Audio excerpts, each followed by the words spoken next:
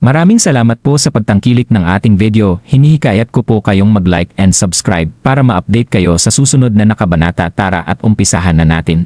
Alas 9 ng gabi sa dormitoryo ng mga lalaki sa University Campus. Gerald, pwede bang bumaba ka sa dormitory 101 sa first floor at kunin mo ang laptop ko? Isang lalaking blondie ang buhok na nanggaling sa kabilang kwarto ang biglang nagbukas ng pinto ng kwarto ni Gerald. Saka ito naglalag ng $1 sa sahig at dire-diretsong tumalikod at naglakad papalayo. Saka pakikuhanan mo na din ako ng bote ng mineral water sa supermarket sa baba. Muling humarap ang lalaking blondie ang buhok at naglaglag ng $3 sa sahig, $2 para sa bote ng tubig at $1 na bayad para sa kanyang inyutos. Hoy blondie! Bakit ba laging inuutusan ng mga tao sa dormitory ninyo si Gerald na parang isang katulong? Bakit ba napakabuli ninyo? Galit na tinanong ng mga nakatira sa dormitoryo kung nasaan si Gerald dahil hindi na nila ito matiis. Hahaha! Diyan sa dormitory nyo nakatira si Gerald pero di nyo pa rin siya naiintindihan. Kapag binigyan nyo ng pera yan, kahit tae kakainin yan. Sarkastikong sinagot ni Blondie saka tumawa bago umalis ng dormitoryo. Namula ang mukha ni Gerald dulot ng kahihiyan habang nagbingi-bingihan sa sinabi ng lalaking blondie ang buhok. Pagkatapos ng mga pangyayari, pinulot niya ang ilang $2 sa sahig at inisip sa sarili, sa ganitong paraan, kikita ako ng $2 at sapat na yon para makabili ng 3 siopaw at 1 bag ng pickles. Hindi na ako magugutom. Gerald, teka lang. Kung hindi sapat ang pera mo, papahiramin ka na lang namin at hindi mo kami kailangan bayaran. Hindi mapigilan ng namumuno ng dormitoryo ang kanyang sarili na maawa kay Gerald. Napailing na lang si Gerald bago ngumiti at sinabing salamat pero okay lang ako. Pagkatapos magsalita, tumalikod si Gerald at naglakad papalabas ng dormitoryo. Sa sandaling iyon, nakatingin ang mga kalalakihan sa likod ni Gerald at napailing na lang sa awa. Sa katotohanan, hindi ginusto ni Gerald ang maging utusan ng iba at gusto niyang maging masaya ang buhay niya habang nasa universidad. Magiging maganda sana kung pag-aaral lamang ang kanyang inaalala at wala ng iba. Ngunit, isa siyang pobre. Kahit na maayos ang pakikitungo sa kanya ng ibang kalalakihan sa dormitory, hindi niya gustong kaawaan siya ng mga ito. Ngunit, natatakot si Gerald na sa kalaunan ay magsawa din sila sa kanya. Maliban sa mga kasama niya sa kwarto, walang ibang kaibigan si Gerald sa buong universidad. Gerald, tama ba yung narinig ko kay Blondie na bababa ka daw? Sa sandaling ito, isang lalaki na may magarang pananamit ang lumabas mula sa kabilang kwarto. Ang pangalan niya ay Danny Sanders at siya ang namumuno sa dormitoryo ni Blondie. Siya ang kinahangaan ng lahat ng babae dahil maliban sa pagiging napakayaman, napakagwapo din niya. Ngunit mababa ang tingin niya kay Gerald dahil sa tingin niya ay isang kakahiyan si Gerald. Hindi lubos maisip ni Gerald kung bakit makikipag-usap si Danny sa kanya. Tumango lang si Gerald at sinabing, oo, papunta ako sa baba. Sabay ngumiti si Danny at iniabot ang isang kahon na puno ng kung ano-ano kay Gerald. Isa sa mga kaibigan ko ang maghihintay sa East Grove ngayong araw. Pakibigay sa kanya ang kahon ng yan. Ito ang $10 para sayo. Si Danny ay isang playboy at alam ng karamihan kung gaano kadalas siyang makipagkita sa iba't ibang babae sa kagubatan. Marami din mga kaibigan si Danny na katulad niya ang gawain. Ngunit hindi ito pinag-isipan ng matagal ni Gerald dahil sanay na siya na inuutusan ng iba. Kinuha niya ang kahon at ang $10 bago nagputuloy bumaba ng hagdan. Agad niyang narinig ang mahinang halakhak ni Danny pagkatalikod niya. Bumaba si Gerald upang kunin ang laptop at bumili ng bote ng tubig bago siya nagdesisyon na ibigay ang kahon para kay Danny. Sikat ang maliit na kagubatan sa labas ng universidad sa mga magkasintahan para patagong magkita sa gabi. Ilang saglit lang, nakarating si Gerald sa lugar na sinabi sa kanya ni Danny.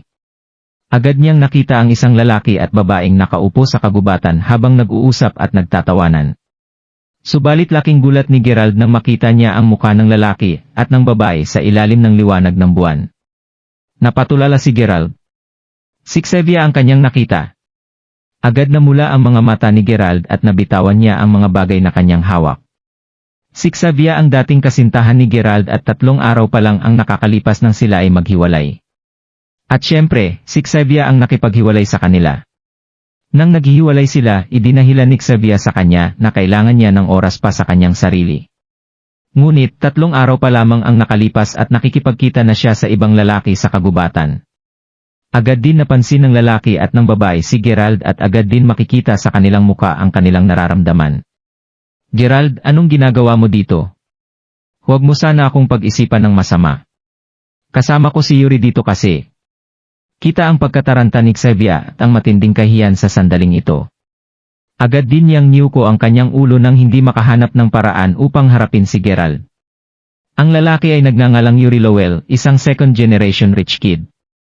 Napahalakak siya nang malakas nang makita sa sahig ang kagamitan sa kahon na nabitawan ni Gerald. Buwisit na yan. Kakaiba talaga si Danny pagdating sa pagpapahiya sa mga tao. Nakiusap ako sa kanya na ipadala sa akin yang kahon ngunit di ko inaasahan na utusan kanya na ipadala yan dito. Magaling. Napakagaling talaga ni Danny. Alam ni Gerald na isang malapit na kaibigan ni Danny si Yuri na isang second-generation rich kid. Nagmamamay-ari ng ilang mga restaurant ang kanyang pamilya at kadalasan ay tatlo ang kanyang minamaneho kapag pumapasok sa universidad. Walang magawa si Gerald kundi mamuti ang kamao sa higpit nito nang marinig niya ang sinabi ni Yuri. Tila sinasadya ni Danny ang pangyayaring ito. Maliban dito, naniniwala si Gerald na may kinalaman si Danny sa paghihiwalay nila ni Xavier. Kung hindi, sa anong kadahilanan magkasama si Xavier at Yuri pagkatapos lang ng ilang araw nang sila ay maghiwalay? Xavier, alam ko naman na hindi mo na ako gusto pero hindi mo kailangan sumama sa ganitong klase ng tao pagkatapos natin maghiwalay. Alam mo ba kung ilang beses yan nagpalit ng girlfriend bago ikaw? Sigaw ni Gerald. Lubos niyang minahal ang babaeng iyon. Minahal niya ng tunay ang babaeng iyon. Matinding pagkabalisa at pagkairita ang naramdaman ni Xavier nang marinig niya ang sinabi ni Gerald. Sino ka ba sa tingin mo, Gerald? Sino ang nagbigay sa'yo ng karapatan na turuan ako kung ano ang dapat kong iasta at kung ano dapat kong gawin? Hiwalay na tayo at ako lang ang may karapatan pumili kung sino ang gusto ko makasama. At saka, nanggagalaiti si Xavier sa mga sandaling ito. Tumitig siya kay Gerald saka sinabi, pumunta ka ba dito para lang inisin ako? Lumayas ka? Slap! Pagkatapos niya magsalita, lumakad paharap si Xavier at sinampal si Gerald. Lalong lumakas ang tawa ni Yuri sa mga sandaling ito. Hahaha! Xavier, bakit mo siya pinapaalis? Hayaan mong manatili siya at panoorin tayo. Agad na mula ang mukha ni Xavier. Yuri, nawala lahat ng interes ko pagkatapos makita ang lalaking yan.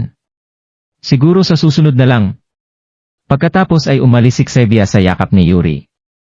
Hindi alam ni Gerald kung paano siya nakaalis sa kagubatan at tila na blangko ang kanyang pag-iisip sa mga sandaling iyon. Lahat ng ito ay dahil sa pera. Nasa ganitong kalagay si Gerald dahil wala siyang pera. Hahaha! Pagkatapos niyang makabalik sa dormitory, sinalubong si Gerald ng tawanan ng kanyang mga kaklase sa pasilyo. Hawak ni Danny ang kanyang tiyan habang tumatawa ng malakas. Kita naman na sinabi niya sa kanilang mga kaklase ang mga nangyari. Hahaha! Gerald, anong nakita mo nang dalhin mo yung kahon kanina? Tanong ni Blondie habang nakangiti. Hayop na yan. Ang ganda talaga ng katawan ni Xavier. Sabi ni Danny habang nakangisi.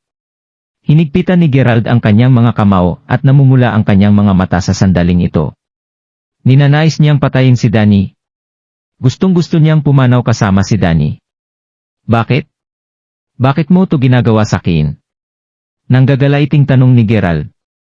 Tumawa muna si Danny bago siya sumagot, Hoy, anong inaakala mo?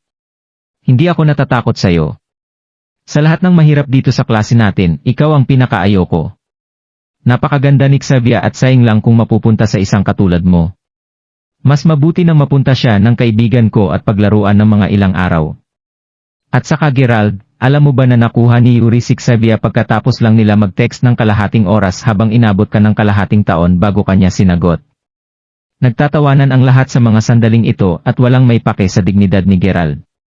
Ginawa ko yon para sa'yo. Agad na sumugod si Gerald patungo kay Danny. Ang naging resulta, binugbog siya ng mga kaibigan ni Danny. Sa huli, ang mga roommate ni Gerald ang nagligtas sa kanya at dinala siya sa kanilang dormitoryo. Nagtalukbong si Gerald gamit ang kanyang kumot habang umiiyak sa kanyang higaan. Bakit? Bakit nila ako kailangan pahirapan at tapak-tapakan ang aking dignidad? Bakit? Wala ba akong pakiramdam dahil lang mahirap ako? Hindi ba ako isang tao sa paningin nila? Nagpatuloy ang paghihinagpis ni Gerald at hindi niya mapigilan ang pagtulo ng kanyang mga luha sa kanyang pisngi. Hindi niya makalimutan ang mga nangyari sa kanya ng gabing iyon. Hindi niya alam kung gaano siya katagal nakatalukbong ng kumot hanggang sa siya ay nakatulog sa kakaiyak. Marahil dahil ang gabi ay nang tingnan ni Gerald ang kanyang cellphone, nadiskubre niya na napakarami niyang natanggap na mga mensahe at tawag. Sa pagkagulat ni Gerald, lahat ng numero ay hindi pamilyar. Nakatanggap din siya ng isang mensahe na nagsasabing may isang taong nagpadala sa kanyang bank account. Daxtonville Bank and 19 years. The balance of your account ending in 100 at pito is as 1,500,000. Laking gulat ni Gerald nang makita niya ang mga numero. $1.2 milyong. Sinong magpapadala sa kanya ng $1.2 milyong? Agad tinawagan ni Gerald ang bangko upang kumpirmahin ang padala at mas lalo siyang nalito nang kumpirmahin ito ng bangko. Sa mga sandaling iyon, muling tumunog ang kanyang cellphone. Isa itong tawag mula sa isang international phone number at agad itong sinagot ni Gerald. Gerald, natanggap mo ba yung pera na ipinadala ko? Ako ang iyong ate. Isang pamilyar na boses ang kanyang narinig sa telepono. Anong nangyayari? Hindi ba't nagtatrabaho kayo sa ibang bansa pati na ang magulang natin upang kumita ng pera? Saan kayo nakakuha ng ganitong klase ng pera? Hindi makapaniwala si Gerald sa mga pangyayari.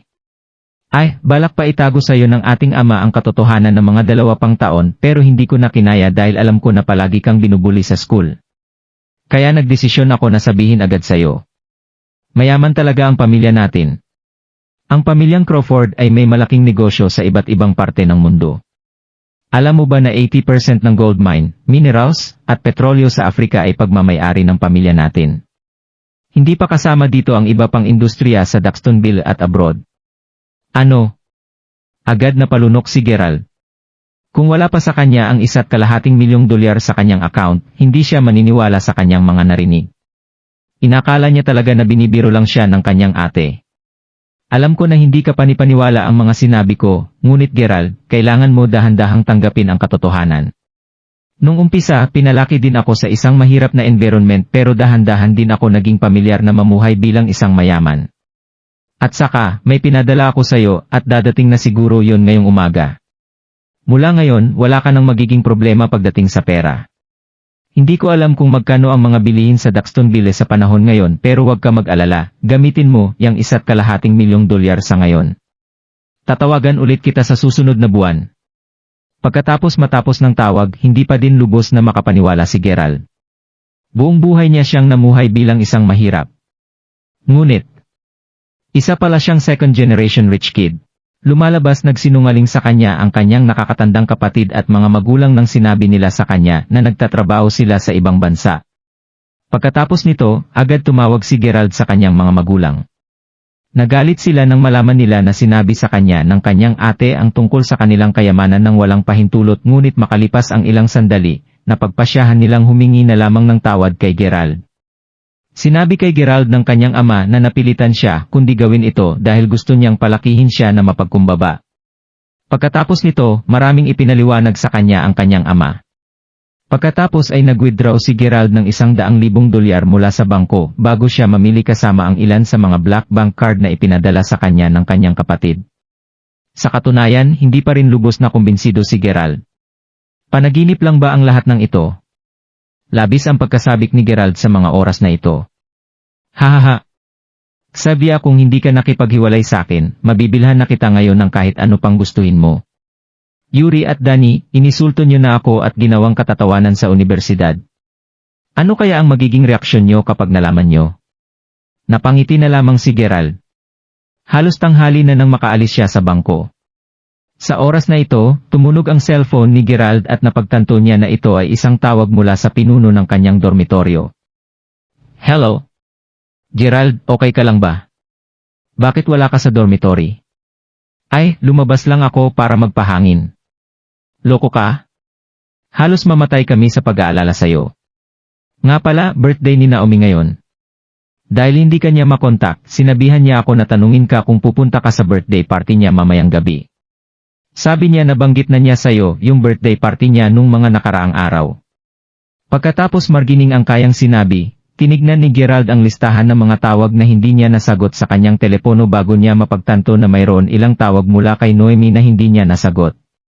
Si Naomi ay isang kaklase ni Gerald at bukod sa napakaganda nito, malapit na malapit din siya kay Gerald. Bukod kay Xavier, si Naomi ang bukod tanging babaeng kaibigan ni Gerald. Sa katunayan, naalala ni Gerald na sinabi sa kanya ni Naomi ang kanyang birthday nung mga nakaraang araw. Subalit, hindi siya sumagot dahil namumroblema na siya sa kung anong kakainin niya ng mga araw na iyon. Ngunit ngayon, nagpa siya si Gerald na mabuhay tulad ng isang normal na tao sa harap ng kanyang mga kaibigan.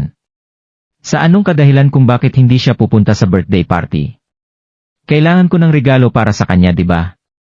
Pagkatapos ibaba ang telepono, nagtingin-tingin si Gerald sa kanyang paligid at ang tanging lugar na pumukaw sa kanyang paningin ay ang Hermes shop.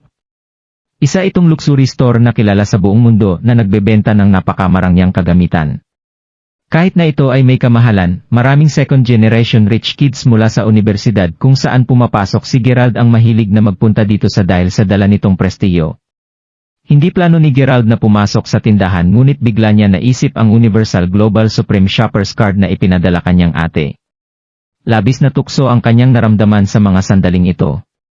Nagdalawang isip-isip siya na gumastos ngunit nang maisip niya ang tungkol sa card, agad na nawala ang pag-aatubili ni Gerald.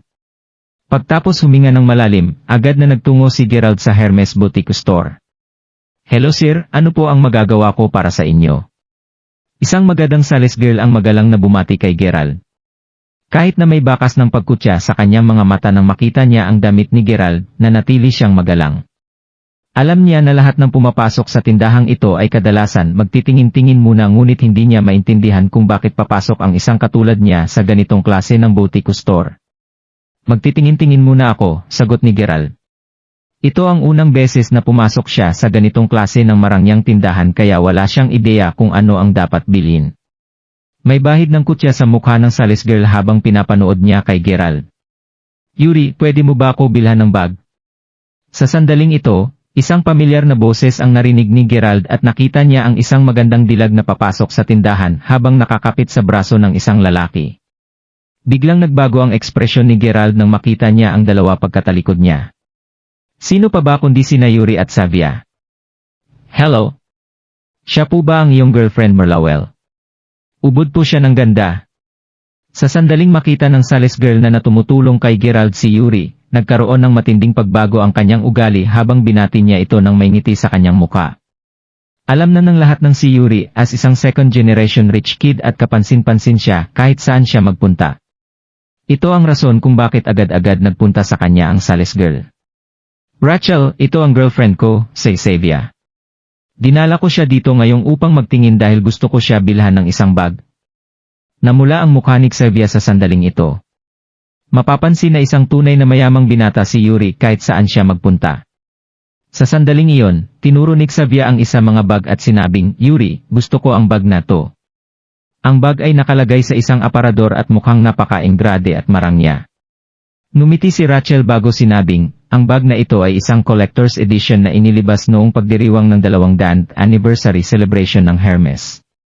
Mayroon lamang 200 ginawa na ganitong bag sa buong mundo at ito ay nagkakahalagang $55,000. Ano? Hindi napigilan ni Xavi na magulat. Nabigla din ng bahagya si Yuri bago ngumiti at sinabing, "Rachel, kung hindi ako nagkakamali, isa itong handmade bag na may mahusay na pagkakagawa. Inilibas lang ito noong nakaraang taon at napabilang na ito sa listahan ng World's Top 10 Luxury Goods, hindi ba?" Nagulat si Rachel sa lawak ng kaalaman ni Yuri. Tila marami kang alam tungkol sa mga bags. Napailing si Yuri bago sinabing, "Mahiling akong mag-research tungkol sa mga luxury goods pero napakamahal talaga ng bag na ito." Matapos sabihin ito, tinignan ni Yuri si Xavier bago niya sinabing, "Mahal ko, kakaiba talaga ang panlasa mo. Bibilhan na lang kita ng ibang bag na may halagang $5,000 or $6,000. Mas gugustuhin ni Yuri na mamatay kaysa bumili ng isang bag na nagkakahalagang $55,000. Napanguso si Xavier at sinabing, si Alex binilihan ng kanyang boyfriend ng isang bag na more than $8,000. Kailangan mo maghintay hanggang sa dumating yung allowance ko sa susunod na buwan kung ganon. Sa mga sandaling iyon, agad pinalubutan ng mga taong nakarinig kay Rachel habang ipinipakakilala ang aparador na naglalaman ng napakarangyang bag. Tila napakatalino ni Yuri habang pinag-uusapan ang tungkol sa bag na may halagang $55,000. Napahanga ang lahat sa kanyang kaalaman. Nang makita ni Gerald na iniwan na siya mag-isa ng sales girl, hindi na niya ninais na magtagal pa sa boutique shop dahil hindi niya gusto na makita siya ni Xavier. Sa mga sandaling iyon, isang mas batang sales girl ang biglang lumapit kay Gerald at yumuko at sinabing, "Hello sir, ano po maitutulong ko sa inyo?" Tila kakasimula niya lang magtrabaho bilang isang sales girl. Medyo mahiyain pa ang mga kilos niya. Ngunit, napalambot nito ang puso ni Gerald dahil siya ay napakamagalang. "Ay, gusto ko bumili ng isang regalo." Agad na sagot ni Gerald. "Sir, meron po ba kayong shopper's card? Kung meron po, magkakaroon po kayo ng discount sa mga bibili nyo." Kahit na si Gerald ang kanyang kauna-unahang customer, hindi niya ito hinusgahan dahil lamang sa simple nitong histura. Sa halip, nagpatuloy siyang magsalita sa propesyonal na pamamaraan. Meron. Pwede bang tignan mo to?" Inilabas ni Gerald ang Universal Global Supreme Shoppers Card na inibigay sa kanya ng kanyang kapatid na babae bago niya ito iniabot sa sales girl. Nanlaki ang mga mata ng sales girl nang makita ang card. Ito ay isang black gold card. Patuloy na napatitig ang sales girl kay Gerald dahil sa pagkagulat at tila hindi makapaniwala. Mukhang isang ordinaryong mag-aaral laang ang lalaking ito at hindi isang sikat na mayaman. Paano siya nagkaroon ng isang black gold card? Nalito si Gerald at tinanong niya, "Anong ang black gold card?" "Isa itong supreme level card at maaari kang gumastos ng hanggang $300,000 on this card, at ang minimum na halaga bawat transaksyon ay $50,000, sir." Mas lalong nalito si Gerald sa sandaling iyon. Alam niyang mayaman ang kanyang pamilya ngunit hindi niya kung gaano sila kayaman. "Sir, batay po sa mga item na kasalukuyang nandito sa aming store, hindi niyo po maaring magamit itong black gold card sa mga regular luxury goods sa shop. Pero, madali niyo pong maabot ang minimum transaction kung ang bibilin niyo po ay yung collector's edition bag. Dadalhin ko na po iyon sa inyo ngayon." Muling yumuko ang sales girl bago kaagad na umalis. Sa mga sandaling iyon, nagititingin-tingin pa si Xavier at Yuri sa boutique store habang hangang-hangang tinitignan ang mga bag. Binuksan ng batang sales girl ang cabinet bago kinuha ang collector's edition bag. Napasimangot agad si Rachel bago sinabing, "Wendy, ano sa tingin mo ang ginagawa mo?" Tumalikod si Wendy at sumagot, "Gusto ko ipakita ang bag na ito sa isang customer." "Itong klase ba ng bag ang dapat mo na ipakita sa kahit sinong customer? Kanino mo iyan ipapakita?" Sumimangot si Rachel habang tumititig kay Wendy. Tinignan ni Wendy ang direksyon kung nasaan si Gerald at magalang na sinabi, "Sa lalaking iyon." Tumalikod din sina Yuri at Xavier upang tignan ang direksyon na tinuturo ng sales girl bago tumawa ng malakas. "Hahaha." Hindi mapigilan ni Yuri ang kanyang pagtawa nang makita niya si Gerald. "Anong pinagsasabi mo? Gusto makita ng lalaki na iyon ang collector's edition bag?" Tanong ni Yuri habang nakaturo kay Gerald. Isa itong malaking katatawanan para kay Yuri. Tinitigan ni Yuri si Gerald nang may pagkutya sa kanyang muka at nahiya ng kaunti si Gerald sa mga sandaling iyon dahil maraming tao ang nakatingin sa kanya. Hindi din may pinta ang ekspresito ni Rachel nang sinabi niyang, "Wendy, sa tingin mo ba kayang bilhin ng lalaking iyon ang kahit anong bag sa boutique store na ito?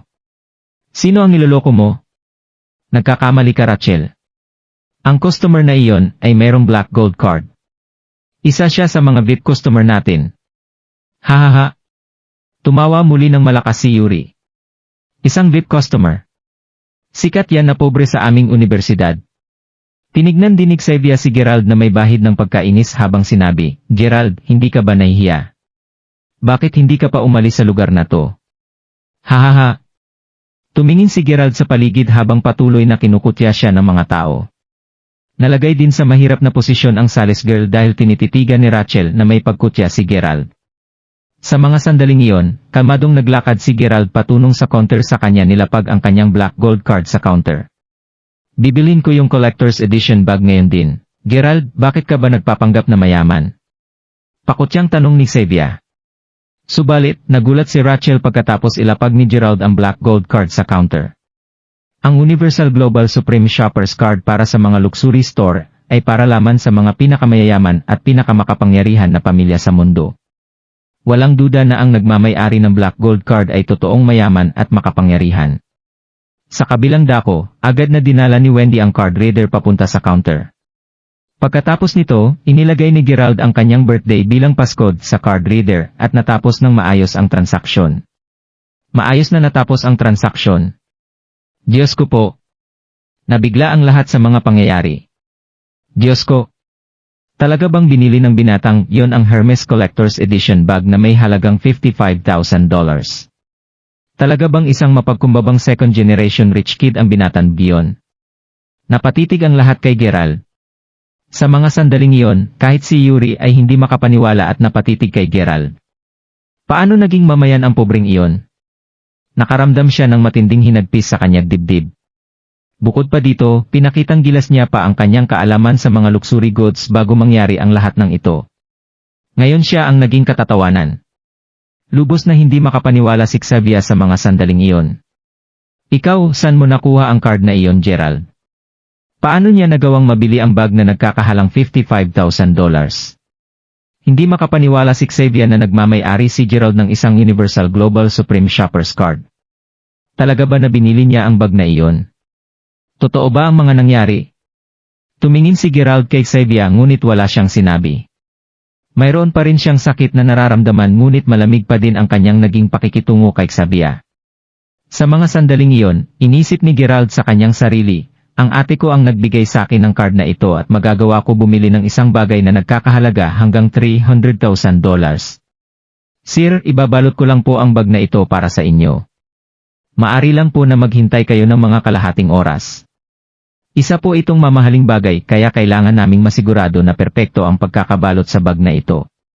Hindi maiwasan ni Gerald na makaramdam ng pagkahiya dahil sa matinding pagtitig sa kanya ng mga tao sa paligid. Pagkatapos niyang tanggihan ang pagbalot ng produkto, kinuha ni Gerald ang bag at agad na naghanda para umalis. Teka lang. Tumigil ka saglit. Hindi maipinta ang mukha ni Yuri habang naglakad siya sa harapan ni Gerald upang pigilan siya makaalis. Anong kailangan mo? Pagalit na tanong ni Gerald. Ngumisi si Yuri bago tinuro ang black gold card sa kamay ni Gerald. Suspetya ko na ninakaw mo yung black gold card. Dahil sa panahon ngayon, hindi na mahirap ang magnakaw ng password o passcode. Pagkatapos nito, tumingin si Yuri kay Rachel bago sinabing, Rachel, advice ko lang na tawagan niyo ang manager niyo para tignan ang bagay na ito. Kung totoong nanakaw ang black gold card na ito, mag-iiwan ito ng masamang reputasyon para sa boutique store kapag kumalat ang issue na ito. Nahimasmasan si Xavier sa mga sandaling iyon at agad sinabing, Oo, Rachel. Paanong magkakaroon ng isang pobra na katulad niya ang magmamay-ari ng isang Supreme Card at makabili ng isang napakamamahaling bag? Hindi pa din makapaniwala si Xavier. Naisip ni Rachel na may kabuluhan ang kanilang pinagsasabi. Kung gayon, tumingin siya kay Gerald at sinabi, Sir, kung maari lang po na maghintay kayo ng ilang sandali. Dadating din po agad ang aming manager dito. Pagkatapos nito, humarang ang mga tao sa daan ni Gerald na parabang pinipigilan nila na tumakas ang isang mandurugas. Hindi inaasahan ni Gerald na gumawa ng problema dahil lang sa kagustuhan na bumili ng bag. Ngunit, alam niya na hindi siya makakaalis kahit na gustuhin niya. Maari lang siyang manatili dito na nakatayo at maghintay para sa store manager. Ilang sandal lang, isang babae na nasa kanyang early 30s na elegante ang pananamit ang dumating sa harap ng mga tao. Agad sinabihan ni Rachel and manager na suspetya niya na isang fraudster si Gerald na nagnakaw ng black gold card na pagmamay-ari ng iba. Tinignan ng manager si Gerald bago ngumiti at sinabing, Pasensya na po sir, pero kung okay lang po sa inyo, maari po ba natignan namin ang inyong black gold card? Puno ng respeto at may paggalang ang kanyang mga kilos dahil siya ang manager ng store at hindi siya nanghusga ng customer base sa kanilang hitsura. Wala nang ibang nagawa at wala nang masabi si Gerald kundi abot ang kanyang black gold card sa manager. Naglabas ang manager ng isang espesyal na card reader. Pagkatapos, maayos niyang iniligay ang card sa loob. Sir, maari ko po ba malaman ang inyong apelido? Maari ko rin po ba na malaman ang inyong ID number? Magalang na tinanong ng manager. Ang pangalan ko ay Gerald Crawford at ang pangalan ng kapatid ko ay Jessica Crawford. Kahit na ang iniligay ng kanyang kapatid bilang passcode sa card ay ang kanyang birth date, hindi sigurado si Gerald kung ang card ay sa kanya nakapangalan o sa kanyang kapatid. Ibinigay din ni Gerald ang kanyang ID sa manager ng walang alinlangan. Tignan natin kung paano siya makakalusot ngayon. Sabi ni Yuri habang nakangisi. Agad niyang inilabas ang kanyang telepono upang agad na makapag-ulat sa pulis nang malaman nila ang katotohanan tungkol kay Gerald. Nagpatuloy ang babaeng manager sa kanyang inspeksyon. Ilang sandal lang, kita ang labis na pagkatakot sa kanyang mga mata nang makita niya na si Gerald ang tunay na nagmamay-ari ng Black Gold Card. Tunay na isa siyang supreme member at nangangahulugan ito na isa siyang miyembro ng isang napakayaman at makapangyarihan na pamilya sa mundo. Agad na pinagpawisan ang manager. Lintik na yan. Dahil kay Rachel nakagawa siya ng pagkakamali sa isang importante, makapangyarihan na customer. Kinuha ng manager ang card at naglakad patungo kay Gerald sa kamagalang na yumuko sa harapan niya. Dear Mer Crawford, nanghihingi po ako ng umanhin kung naabala ko kayo. Heto po ang inyong Black Gold Card. Ano? Nabigla ang lahat sa mga pangyayari. Nakaharang si Rachel sa harap ni Gerald dahil pinipigilan niya ito makaalis at nakaramdam siya ng sobrang kahiyan sa mga sandaling iyon. Manager, sigurado po ba na hindi kayo nagkakamali? Siya ba talaga ang nagmamay-ari ng Black Gold Card? Biglang sinampal ng babaeng manager si Rachel. Tumabi ka ngayon din. Tinakpan ni Rachel ang kanyang mukha gamit ang kanyang kamay habang agad na tumabi sa gilid. Napatulala si Yuri at Savia sa mga nangyari. Alam ng manager na kilala nina Yuri at Savia si Gerald at sila ang may pakana na pahiyain siya. Kaya inisip niya na makakabuti kung makukuha niya ang pabor ni Gerald kung papalisin niya ang dalawa sa Hermes store ngayon. Agad na lumapit ang manager kina Yuri at Savia at sinabing, "Excuse me, anong ang sinusubukan niyong patunayan? Bakit niyo hinimok ang aming sales girl upang pahiyan ang aming VIP customer?" Napatulala si Yuri sa manager bago sumagot, "Binigyan ko lang kayo ng babala bilang isang pabor. Nagpapasalamat kami sa inyong kabaitan pero kung hindi kayo bibili ng kahit ano, mas makakabuti kung agad kayong lalabas sa aming store." Matinik ang mga salita ng babaeng manager. Pinapalayas niya sila sa kanilang store. Tumingin si Xavier kay Yuri, nagbabaka sakali na may magagawa siya upang makatakas sila sa nakakahiyang sitwasyong iyon. Subalit, di na rin mapakali si Yuri sa mga sandaling iyon. Kahit na maglabas siya ng pera upang makabili ng bag na nagkakahalang $10,000, hindi iyon maikukumpara kay Gerald. Si Gerald ay isang supreme customer. Tara na! Kita ang panggagalaiti ni Yuri habang hinatak niya si Xavier palabas ng store. Sa sandaling din na iyon, nakayuko si Rachel sa harap ni Gerald. "Paumanhin po. Nanghingi po ako ng paumanhin, Mer Crawford." Pinagsisisihan niya ang kanyang mga ginawa at lalo niyang pinagsisihan ang paghusga sa mga customer sa kanilang hitsura. Hindi siya binigyan ng pansin ni Gerald at ngumiti kay Wendy bago sinabing, "Maraming salamat at pasensya na sa mga nangyari ngayong araw. Kahit wag niyo na ibalot ang bag dahil nagmamadali ako. Paalam." Pagkatapos ay kinuha ni Gerald ang bag at agad na umalis. Ito ang unang pagkakataon na nanalo siya sa isang labanan patungkol sa pera. Sa katotohanan, hindi siya ang tipo ng tao na gagastos ng labis-labis.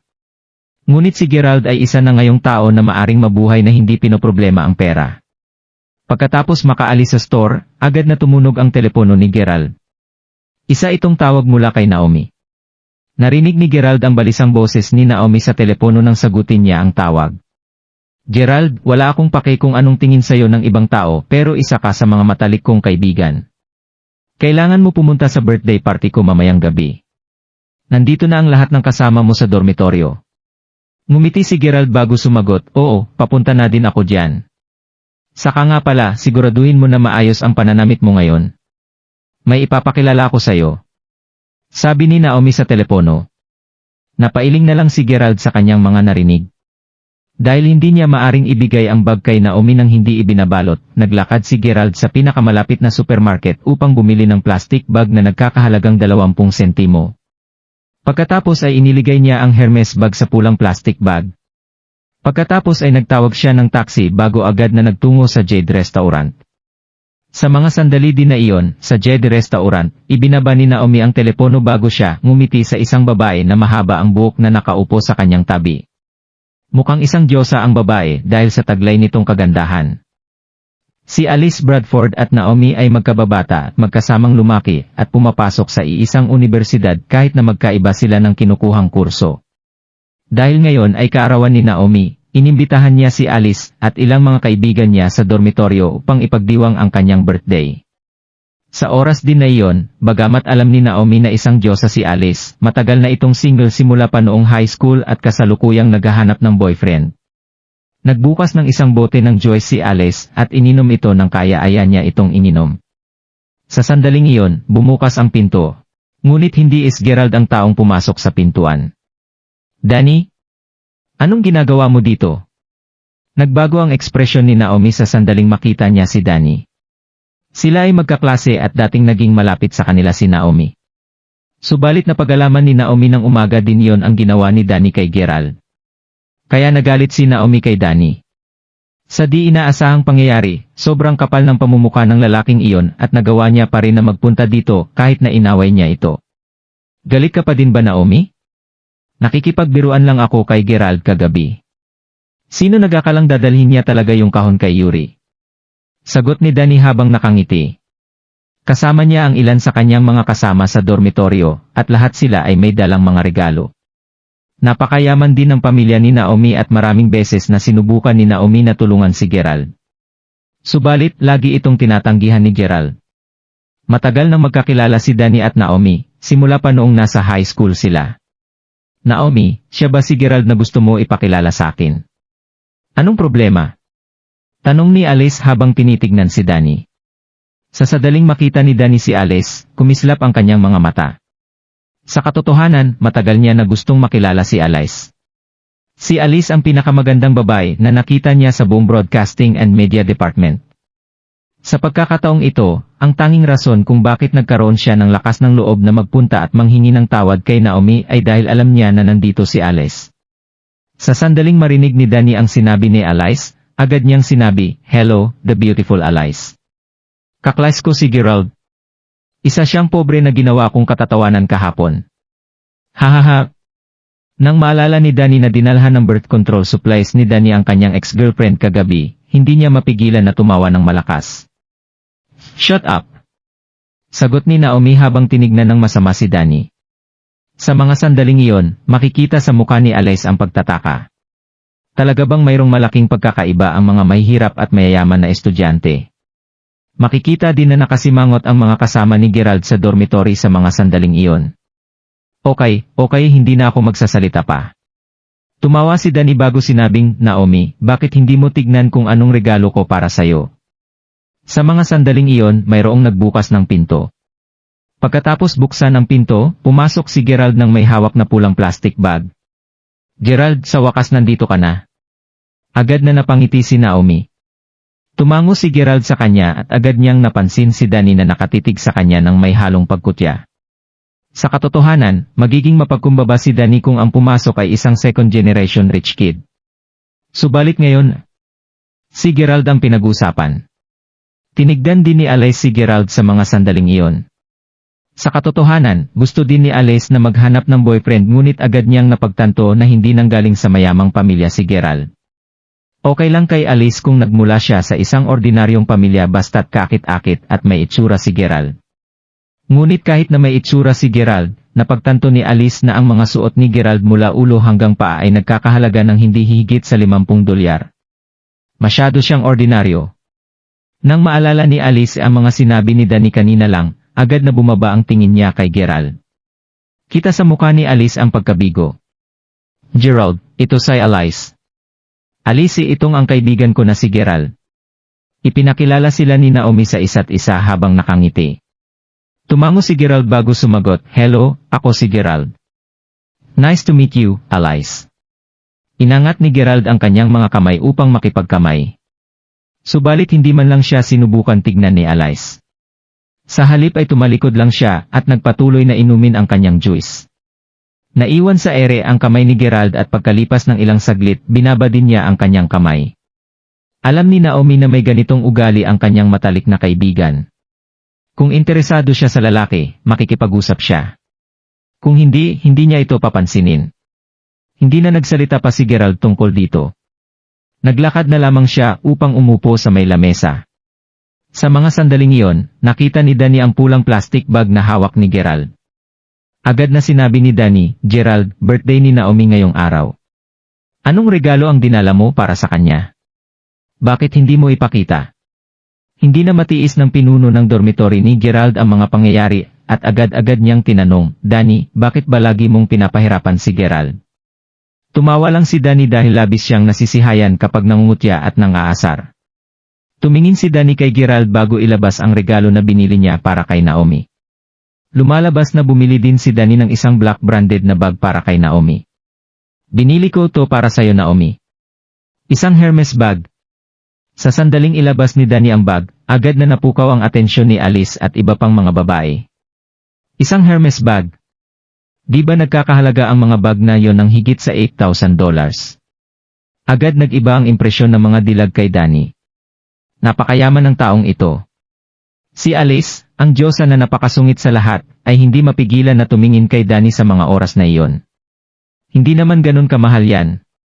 Kilala ng dad ko ang manager sa Hermes, kaya nabili ko lang yan ng $7,900. Napangiti si Danny habang pinagtitinginan at hinahangaan ng lahat ng tao. Kahit na kinamumuhi ni Naomi si Danny, kinuha niya ang bag ngunit walang sinabi. Ang Hermes Romble ay ang pinakabagong nilabas ng Hermes. Sikat yan sa Macau, Hong Kong at Taiwan. Yang bag nang yan ay nagkakahalaga ng $12,000 doon. Hindi mapigilan ni Alice na mapalunok ng marining ang mga sinabi ni Danny. Nakita ni Danny ang ekspresyon sa mukha ni Alice at agad sinabi, Alice, anong tingin mo sa bag na ito? Nagre-research ka ba sa mga luxury goods? Tumingin si Alice kay Danny at bahagyang ngumiti bago sinabi, matagal ko nang gustong bilhin yang bag na ganyan kaso masyadong mahal. Agad na sumagot si Danny, Alice dear, bibilhan kita ng ganyan sa birthday mo. Wala lang naman sa akin ang $8,000 or $9,000. At saka, kilala ko ang mga nagtatrabaho sa Hermes Boutique Store sa tapat ng ating university. Walang sinabi si Alice ngunit ngumiti siya kay Danny. Kahit na hindi niya personal na kilala si Danny, may mga narinig niya siya tungkol kay Danny at alam niya na isa siyang playboy. Hindi inaasahan, siya ay matapang at mapagbigay. Hindi mapigilan ni Alice na bahagyang mapahanga kay Danny sa mga sandaling iyon. Pagkatapos noon, isa-isang binigay ng pinuno ng dormitory ni Gerald at kanyang mga kasama ang kanilang regalo kay Naomi. Hindi kasing mahal ng regalo ni Danny ang kanilang mga regalo, ngunit nagkakahalaga pa rin ang kanilang mga regalo ng $300 hanggang $400. Hindi binalik ni Gerald na makagambala at planong ibigay ang kanyang regalo pagkatapos ng lahat. Subalit sa sandaling iyon, tinignan ni Danny ang pulang plastic bag sa kamay ni Gerald bago ngumisi at sinabing, Gerald, pakita mo sa amin kung ano ang binili mo para kay Naomi. Tignan mo na lang yung hawak mong plastic bag. Napaka-festive. Pwede bang tumahimik ka na lang, Danny? Masaya ako kahit anong ibigay ni Danny. Nagbabala muli si Naomi kay Danny. Ngunit umaasa si Naomi habang nakatingin kay Gerald. Pinagsisihan ni Gerald ang mga pinaggagawa niya. Dahil nagmamadali siya, hindi niya ginusto na maghintay ng kalahating oras para ibalot ang bag. Inakala niya na isang simpleng salo-salo lang kasama ang mga malalapit na kaibigan ni Naomi. Hindi niya inakala na nandito din ang walang hiyang Danny na iyon. Naomi, binilhan din kita ng bag. Sabi ni Gerald habang inilabas ang bag mula sa plastic bag na kanyang hawak. Napasimangot si Alice sa mga sandaling iyon dahil hindi siya makapaniwala sa kanyang nakita. Napakahirap ng taong iyon. Hindi ka panipaniwala. Wow! Sigaw ni Danny nang ilibas ni Gerald ang bag. Akalain mo yun. Binilhan din ng Hermes bag ni Gerald si Naomi. Binilhan niya din ng isang luxury item si Naomi. Gerald, saang bangketa mo nabili yang bag ha? Mura lang ba? Agad na napatawa ang mga kababaihan sa mga sinabi ni Danny. Napailing si Alice sa mga sandaling iyon. Inakala niya na kahit na mahirap si Gerald, sa malamang ay mabuti pa rin siyang kaibigan. Subalit ngayon, bumaba na lalo ang tingin niya kay Gerald. Ito ang limited edition collector's Hermes bag na inilabas noong 200th anniversary nila. Meron lang 200 units ng ganitong bag sa buong mundo at nagkakahalaga ang bawat isa ng $55,000. Agad na nakilala ni Alice ang bag. Sobrang daming imitation sa internet at hindi pa nagkakahalang $100 ang mga peke. Pero kahit na gano'ng kabayin ang isang tao, hindi nila bibilin yung imitation dahil sobrang nakakahiya ang gumamit ng isang pekeng high-end product. Wala nang galang ang sinabi ni Alice habang nanlilisik ang kanyang mga mata kay Gerald.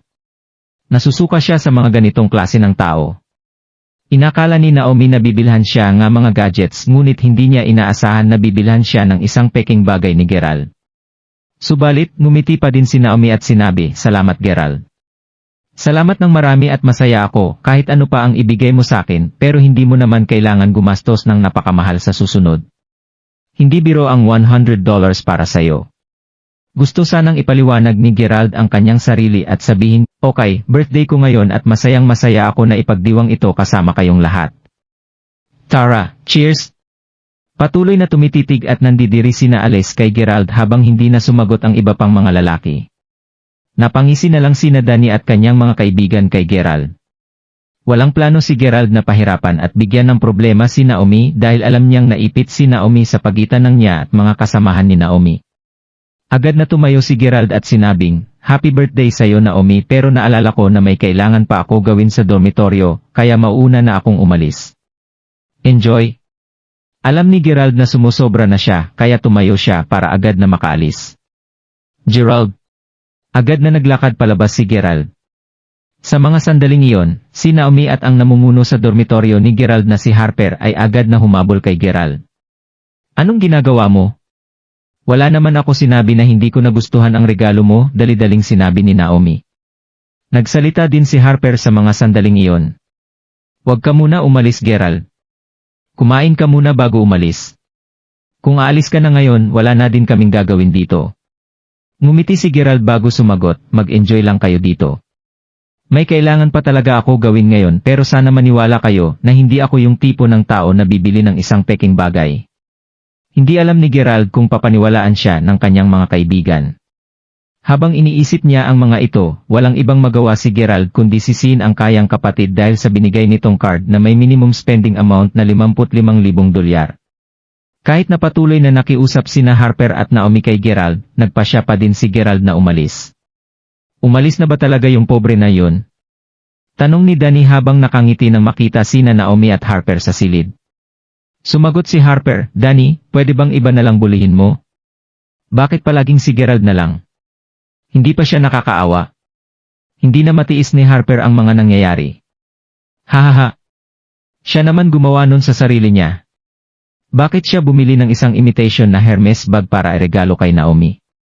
At saka, pinili niya pala talaga yung peking limited edition collector's item. Wala nang tatalo pa sa kanya. Napailing na lang si Alice habang nakangiti. Lumakad si Gerald sa kalsada habang walang kahit anong emosyon sa kanyang muka pagkatapos umalis sa restaurant.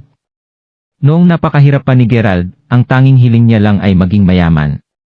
Ngunit ngayon na mayaman na siya, hindi pa rin niya naramdaman ang inaakala niya. At saka, binilhan niya ang kaibigan niya ng isang bag na nagkakahalangang $55,000 ngunit kinamuhian pa rin siya at kinutya. Habang iniisip ni Gerald kung saan magpupunta, nakatanggap siya ng isang tawag sa telepono. Isa itong tawag mula sa kanyang kapatid na si Jessica. Agad na sinagot ni Gerald ang tawag. Gerald. Anong ginagawa mo ngayon? Wala akong ginagawa ngayon. Kung wala kang ginagawa ngayon, pwede ba humingi ng pabor? Nausisa si Gerald sa sandaling iyon. Alam mo ba yung Mayberry Commercial Street? Nag-invest ako sa lugar na yon at dinevelop yon nung bumalik ako sa bansa para makita 4 years ago.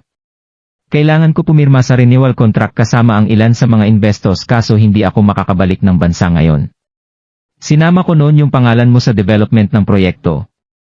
Kaya tayong dalawa ang nagmamay-ari ng Mayberry Commercial Street. Parehas lang ang resulta kung ikaw ang pipirma sa kontrata. Kaya magpunta ka doon at pirmahan ang kontrata para sa akin. Hello? Narinig mo ba ang mga sinabi ko, Gerald? Siyempre, narinig ni Gerald ang lahat ng sinabi niya. Subalit, lubos na naguguluhan si Gerald ng mga sandaling iyon. Mayberry Commercial Street. Isa iyon sa mga espesyalidad ng Mayberry City. Maraming iba't ibang tindahan at mga negosyo sa Commercial Street. Nandun din ang isang lugar na tinatawag na Wayfair Mountain Entertainment sa taas ng isang bundok sa kahabaan ng Commercial Street. Isa itong lugar kung saan madalas puntahan ng mga mayayaman at makapangyarihan na katauhan ng Mayberry City. Ayon sa kanyang kapatid, sila ang nagmamay-ari ng buong Mayberry Commercial Street. Ate, nagsasabi ka ba ng totoo? Tayo ang nagmamay-ari ng buong Commercial Street. Lintik na yan. Kanina ko pa sinasabi sa'yo at ngayon iniisip mo na binibiro lang kita. Bakit ako makikipagbiruan sa'yo? Hindi ko kaya na masangkot sa lahat ng industriya ng mag-isa kaya ginamit ko yung id mo. Ngayon, pagmamayari mo na ang kalahati ng Commercial Street. Nakipag-usap na ako kay Zack, ang may-ari ng Wayfair Mountain Entertainment. Pagdating mo doon mamaya, sabihin mo lang pangalan mo sa kanya, ipaalam mo sa kanya na ikaw ang second boss. Ay, sige, yun lang. May kailangan pa ako puntahan kaya ibababa ko na ang tawag. Beep beep beep. Hawak ni Gerald ang telepono at wala siyang masabi pagkatapos ng mga pangyayari. Hindi pa siya nakakarating sa Wayfair Mountain Entertainment kahit kailan at hindi niya alam kung ano ang aasahan. Huminga ng malalim si Gerald bago nagtawag ng taxi at pumunta diretso sa Wayfair Mountain Entertainment. Nagawang ipagsama ng Wayfair Mountain Entertainment ang kainan, aliwan at tirahan sa loob ng isang building. Isa itong napakaling manor sa gilid ng bundok sa Mayberry Commercial Street. Inangat ni Gerald ang kayang ulo bago naglakad patungo sa manor. Sir, sandali lang po. Hindi inaasahang pipigilan si Gerald ng ilang magagandang babae sa sandaling makapasok siya sa manor. Sir, may na-reserve po ba kayo dito ngayong araw? Agad na tinanong ng isa sa mga babae habang tinitigan si Gerald. Ang mga babaeng ito ang responsable sa lahat ng pagtanggap sa mga bisita sa front hall at sanay na sila na tumanggap ng mga VIP na bisita. Ngunit, simple lang ang pananamit ni Gerald kumpara sa ibang mga mayaman at makapangyarihan na madalas bumisita. Kahit na may pagkamuhi sa mga mata ng mga babae, naging magalang pa din sila kay Gerald. Wala akong nireserve pero nandito ako dahil may makipagkita sa isang tao, sagot ni Gerald habang nakangiti. Sa mga sandaling iyon, tinignan niya ang mga magagandang babae sa kanyang harapan at naintindihan niya kung bakit kinukonsidera itong isang fairy tale sa Mayberry City. Tila mukhang kakatapos lang sa kolehiyo ang 5 o 6 na mga receptionist. Lahat sila ay magaganda ang hitsura at katawan na parang isang modelo. May hinahanap ka? Sinong hinahanap mo? Hindi mapigilan ang mga babae na mapasimangot nang marinig ang mga sinabi ni Gerald. Sa mga sandaling iyon, nagbago ang tono ng kanilang boses. Nandito ako para makipagkita kay Zack. Alam ni Gerald na mababa ang tingin sa kanya ng mga babae, ngunit sinabi pa rin niya ang katotohanan. Pagkatapos marinig ang mga sinabi ni Gerald, nagtinginan ang mga babae. Makipagkita kay Merlyle. Kilala ba ng pobre na ito kung sino si Merlyle? Sino ba siya para makipagkita sa kanya si Merlyle dahil lang ginusto niya? Sa mga sandaling iyon, nagdesisyon sila na isang pobre lang si Gerald na nagpunta dito para maranasan kung paano maging isang mayaman. Dahil ang Wayfair Mountain Entertainment ay isang sikat na lugar na hindi nila kailanman mapupuntahan. Marami din na ibang katulad ni Gerald na pumupunta dito upang sabihin na mayroon siyang hinanap dahil lang gusto nila magtingin-tingin sa manor. Subalit, hindi pa rin nila gustong tanggihan siya agad. Graduate ng kolehiyo ang mga babaeng ito. Sa sandaling iyon, kahit na nandidiri sila kay Gerald sa kanyang mga sinabi, nanatili silang mapagkumbaba at marespeto. Sir, kailangan niyo po magkaroon ng appointment kung gusto niyo makita si Merlyle. Kung pwede po umalis na kayo kung wala po kayong appointment para makiapkita sa kanya. Sa sandaling iyon, naintindihan ni Gerald ang iniisip ng mga babae na gusto niya lang magtingin-tingin kaya siya nagpunta doon. Inisip niya tawagan si Jessica para tawagan si Zack para sa kanya. Miss Jen, anong ginagawa mo? Ngayon ko lang napagtanto na kahit sino na lang pala ang pwede pumasok sa Wayfair Mountain Entertainment. Isang binata ang nagsalita na nakaayos ang buhok at may suot na magarang damit habang may kasamang babae na nakaubod ang palamuti at nakasuot marangyang damit. Tinignan ng binata si Gerald ng may halong pandidiri habang ngumiti sa receptionist. Sebastian, akala ko ba sinabi mo na itong ang pinakamagarang lugar dito sa Mayberry City? Bakit nandito ang isang katulad niya? Malanding tinanong ng babae sa kanyang tabi. May ilang tao na ganito pinanganak at wala mong kakayanan na ipakita ang kanilang nararamdaman na walang halong sarkastiko o pag-uyam. Agad na humingi ng tawag ang lead receptionist na si Jen sa binata at sinabi, "Pasensya na po Mr. Lewis. Aksyonan po namin ito agad-agad din." Ngumisi si Sebastian bago sumagot, "Buti naman. Nagpaplano ako na dalhin dito ang mga kaibigan ko mula abroad dito mamaya at sa tingin ko na itong manor ang tunay na simbolo ng Mayberry City. Kaya sa palagay ko hindi nyo bababaan ang estado ng lugar na ito ng walang rason. Miss Jen, sana naiintindihan mo na isang matalik na kaibigan ng tatay ko ang boss nyo na si Merlyle, at madalas silang magkasama kumain." Agad na nagmukhang kagalang-galang si Sebastian nang bangitin si Merlyle. Nang marinig ng babae sa kanyang tabi na kakilala ni Sebastian si Zack, Agad siyang napangiti dahil isang makapangyarihan na katauhan si Merlyle sa Mayberry City at hindi niya inakala na maraming koneksyon si Sebastian. Sa sandaling iyon, nakatingin din ang lahat ng magagandang babae sa counter kay Sebastian dahil nangangarap sila na mukaha ang kanyang atensyon. Agad na tumango si Jen bago sumagot, "Opo, naiintindihan ko, Merlewis." Pagkatapos nito, seryosong ang mukha ni Jen nang tumingin kay Gerald. "Sir, kung maaari lang po na umalis agad kayo. Huwag po kayo magdulot ng problema sa amin. Kung hindi, mapipilitan ako tumawag ng security." "Okay. Lalabas lang muna ako para tumawag." Huming ng malalim si Gerald bago naglakad palabas ng manor. Inilibas niya ang kanyang cellphone mula sa kanyang bulsa habang naglalakad palabas. "Lintik na yan." Lakas magpanggap, mayabang na sinabi ni Sebastian. "Huwag po kayo magalit, Merlewis. Madalas po nangyayari ang ganito dito sa Wayfair Mountain Entertainment." Agad na humingi ng pahinon si Jen. Tumingin si Sebastian kay Jen na may bahid ng kamanyakan sa kanyang muka bago tumango. Pagkatapos ay kinuha ang kanyang wallet sa kanyang bulsa bago naglakad patungo sa front desk para bayaran ang kanyang kwarto. Pagkatapos nito, tumingin ang grupo ng mga babae kay Jen nang may halong inggit habang tinanong, "Jen, kilala mo si Merlewis?" Taas noong tumango si Jen at sinabing, "Siyempre, lahat tayo nagtrabaho dito pagkatapos magtapos sa kolehiyo. Anong punto ng pagtatrabaho bilang isang receptionist kung hindi natin susubukan na makipagkilala sa mga mayayaman katulad ni Merlewis? Nakita mo ba yung malanding babae sa tabi niya kanina? Isa siyang second-rated na actress. Ang pamilya ni Merlewis ay nakatuon sa real estate business, at ang pamilya nila ay may net worth na higit sa $2 billion. Wow! Kaya pala magkakilala ang tatay niya, ang atin boss na si Merlyle. Lumalabas na mataas din pala ang net worth ng pamilya ni Merlewis." Hindi mapigilan na tumitig ng mga receptionist sa likuran si Sebastian dahil sa pagkahumaling nila sa kanya. "Hahaha!